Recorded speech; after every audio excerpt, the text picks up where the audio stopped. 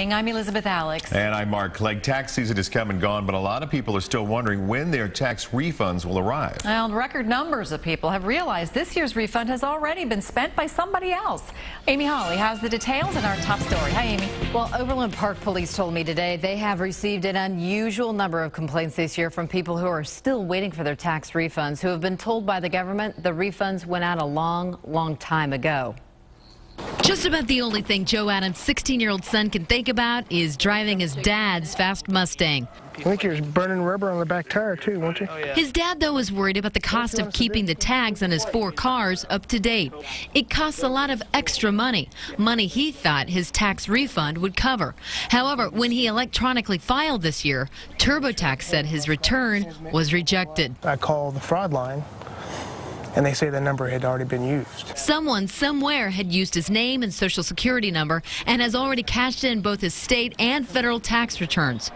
Adams says the IRS acknowledged the problem, but he felt stonewalled. They said I wasn't out any money, but the government was.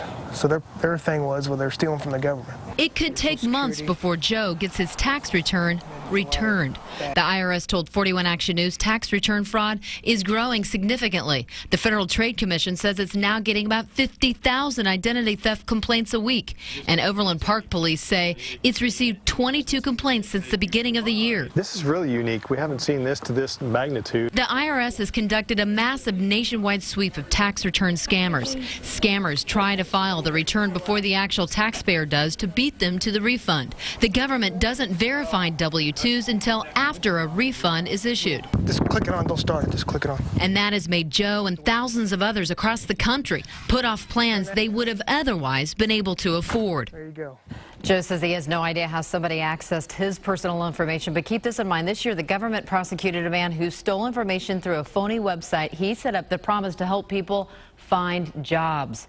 The IRS reminds you to shred your documents and safeguard your social security number. It is often the key to identity theft. Amy Holly, 41 Action News.